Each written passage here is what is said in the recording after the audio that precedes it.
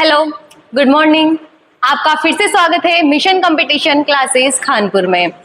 आज हम पढ़ेंगे एक बहुत ही महत्वपूर्ण कोशिकांग जिसका नाम है लवक। लवक को इंग्लिश में बोलते हैं प्लास्टिड। हम पिछली वाली वीडियो में देख चुके थे कि कोशिका द्रव्य में बहुत सारे महत्वपूर्ण कोशिकांग थे जिनमें से हमने माइटोकॉन्ड्रिया पढ़ लिया था। अब हम पढ़ेंगे लवक। लवक को इंग्लिश में बोलते हैं प्लास्टिड। जो प्लास्टिड है वो ग्रीक भाषा का शब्द है प्लास्टिकास, उससे लिया गया है प्लास्टिकास। तो आपको याद रखना है कि जो प्लास्टिड शब्द है इंग्लिश का वो ग्रीक भाषा के प्लास्टिकास से लिया है, जिसका अर्थ होता है बनाया हुआ या ढाला गया, बनाया हुआ या ढाला हुआ। जो लवक है इसके बारे में कि सबसे महत्वपूर्ण बात ये आपको याद रखनी है कि लवक केवल पादप कोशिका में पाया जाता है, जंतु कोशिका में लवक नहीं होता है। यानी कि केवल हमें पौधों में लवक देखने को मिलता है, तो ये केवल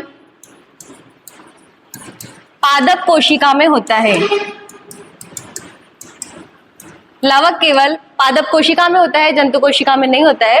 लवक का स्वयं का इसमें डीएनए पाया जाता है, साथ में इसमें राइबोसोम भी होता है। डीएनए एक आनुवंशिक पदार्थ है और एक राइबोसोम इसमें पाया जाता है।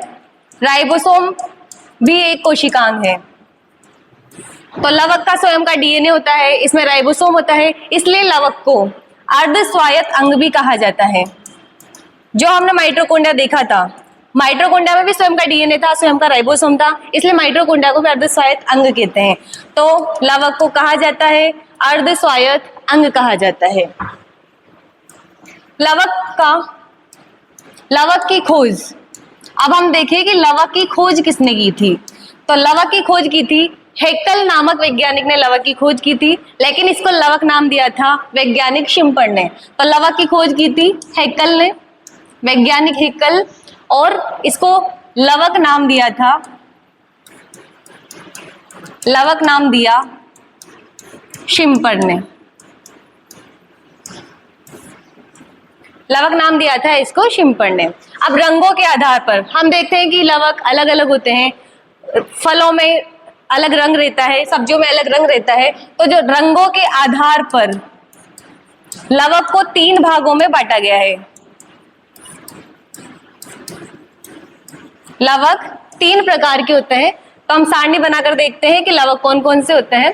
पहला लवक होता है अवर्णी लवक। पहला वाला लवक है अवर्णी लवक। दूसरा लवक है वर्णी लवक, और तीसरा बहुत ही महत्वपूर्ण लवक है जिसे सभी जानते हो आप, वो है हरित लवक। तो रंगों के आधार पर लवक के 3 प्रकार होते हैं। पहला है अवर्णी लवक, दूसरा है वर्णी लवक और तीसरा है हरित लवक। अब इंग्लिश में अगर इनका नाम देखें तो अवर्णी लवक को बोला जाता है ल्यूकोप्लास्ट। ये है ल्यूकोप्लास्ट। वर्णी लवक को कहा जाता है क्रोमोप्लास्ट, और तीसरा है हरित लवक जिसका नाम है क्लोरोप्लास्ट।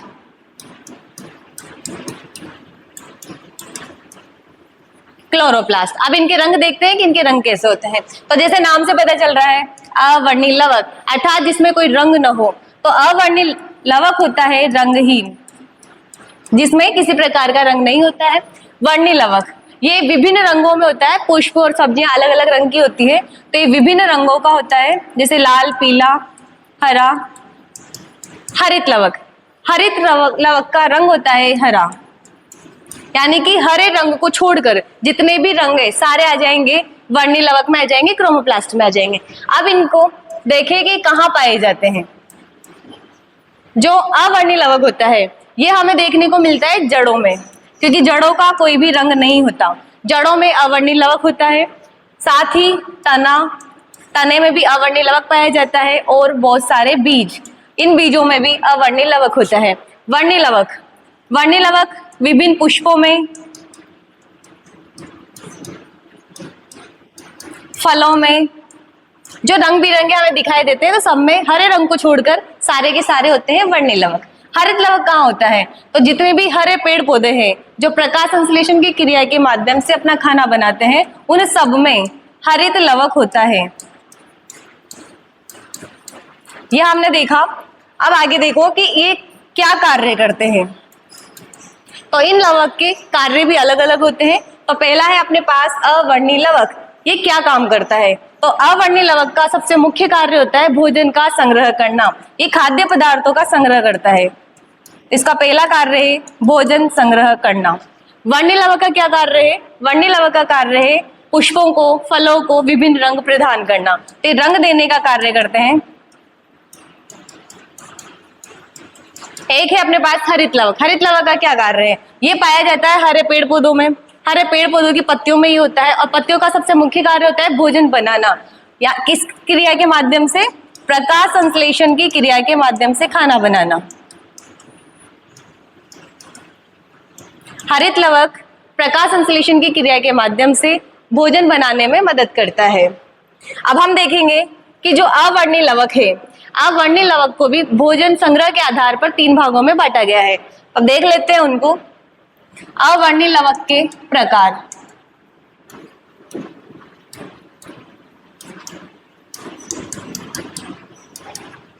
अवर्णीय लवक का मुख्य कार्य है भोजन का संग्रह करना। तो भोजन संग्रह के आधार पर इनको 3 भागों में बांटा गया है। बहुत सारे ऐसे होते हैं जो कार्बोहाइड्रेट का संग्रह करते हैं। कार्बोहाइड्रेट,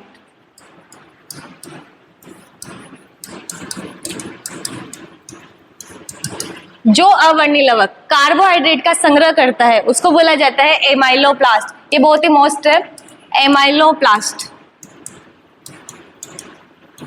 कार्बोहाइड्रेट का संग्रह करने वाले अवर्णीय लवक को बोलते हैं एमाइलोप्लास्ट। इसी तरह वसा का संग्रह करने वाले, जैसे कि मूंगफली के दानों में वसा का संग्रह होता है, तो वसा का संग्रह करने वाले अवर्णीय लवक को कहा जाता है एलियोप्लास्ट। और तीसरा है अपने पास प्रोटीन का संग्रह करने वाले। तो जो भी अवर्णीय लवक प्रोटीन का संग्रह करते हैं, प्रोटीन का संग्रह करने वाले अवर्णीय लवक को कहा जाता है एलिरोप्लास्ट। एलिरोप्लास्ट। यह है अपने पास अवर्णीय लवक के 3 प्रकार। तो अभी हमने देखा कि लवक की खोज की है हेक्कल ने। लवक को इंग्लिश में प्लास्टिड कहते हैं। ग्रीक भाषा में एक शब्द है प्लास्टिकास, उससे इसको लिया गया है। प्लास्टिकास का अर्थ होता है बनाया हुआ या फिर ढला हुआ। हरित लवक या लवक केवल पादप कोशिका में पाया जाता है, जंतु कोशिका में नहीं होता है। इसमें स्वयं का डीएनए होता है, राइबोसोम होता है, इसलिए इसको स्वायत्त अंग भी कहा जाता है। इसके बाद हमने देखा कि लवक की खोज हेक्कल ने की है, जबकि इसको नाम शिम्पर ने दिया है। और रंगों के आधार पर लवक के 3 प्रकार होते हैं जो हमने अच्छे से देखे हैं कि एक तो होता है अवर्णीय लवक, वर्णीय लवक और हरित लवक। अवर्णीय लवक को ल्यूकोप्लास्ट कहते हैं, वर्णीय को क्रोमोप्लास्ट कहते हैं और हरित लवक को क्लोरोप्लास्ट कहते हैं। और इसके बारे में हमने सब कुछ जाना। इसके बाद हम नेक्स्ट वीडियो में देखेंगे वर्णीय लवक और हरित लवक के बारे में विस्तार से अध्ययन करेंगे। तो मिलते हैं नेक्स्ट वीडियो में। Thank you so much.